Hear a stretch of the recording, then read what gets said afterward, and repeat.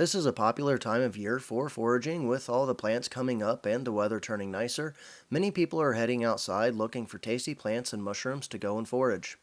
Everybody knows about dandelion and chickweed this time of year, so in this list, we're going to go over 5 of the best plants to forage right now that you may not be aware of. Number 5 is Spicebush.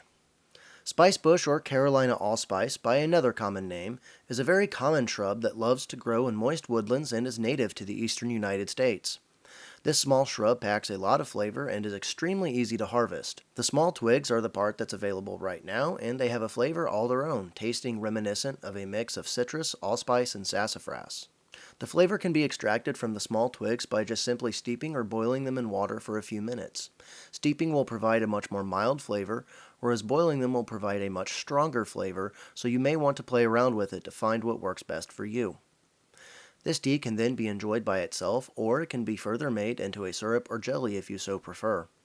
Another great thing about Spicebush is it does not take more than a small handful of twigs to get a gallon of tea, so it certainly packs a big punch and has a lot of bang for its buck.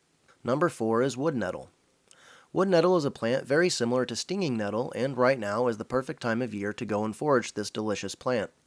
Wood nettle is one of my favorite wild edibles, not only because it tastes so good, but it's also extremely healthy, packing loads of protein and amino acids. Wood nettle is extremely easy to harvest by just simply picking the tops of the plant, ensuring to leave a few leaves so that the plant can continue to grow. These leaves can then be boiled or steamed for a few minutes, which will remove the stinging properties, and after steaming or boiling, you can enjoy them like you would with spinach. The leaves are also commonly dried and made into a protein powder or can be used for teas throughout the year.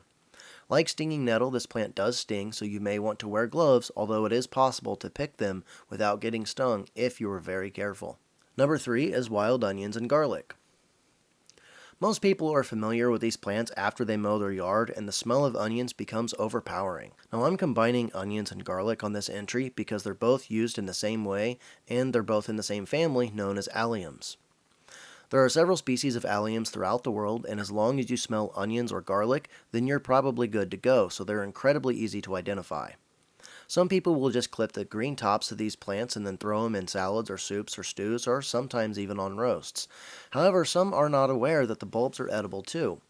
Even though the bulbs are a lot stronger in flavor than the tops, they are one of my favorite parts to use of this plant. Lying just a couple of inches below the soil and growing in clumps, it's rather easy to get a lot of bang for your buck in just a few minutes, so they certainly deserve a spot on this list. Number 2 is Cleavers. Cleavers are an interesting plant because while their name may sound intimidating, they're actually quite harmless and extremely delicious. Commonly found in yards and gardens or along the edges of wood lines, these plants have an interesting feature in that they will sort of stick to your skin and clothing. Being incredibly easy to harvest in abundance and how quick it is to harvest them, they're a great plant to look for this time of year.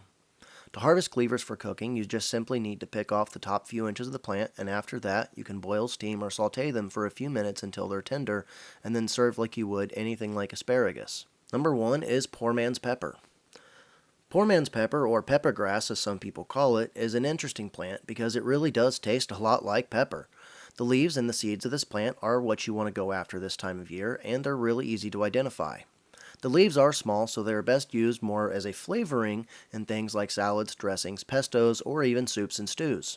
The seeds are also great to use as well in any of those same dishes, and in my opinion, the seeds pack the most punch and taste very much like black pepper. The seeds can be used fresh or they can be dried for use throughout the rest of the year and are easy to collect in abundance, making this one of the best things to go and forage right now if you want some of that good peppery flavor. So there's a short list of 5 of the best things to go and forage right now that you may not be aware of.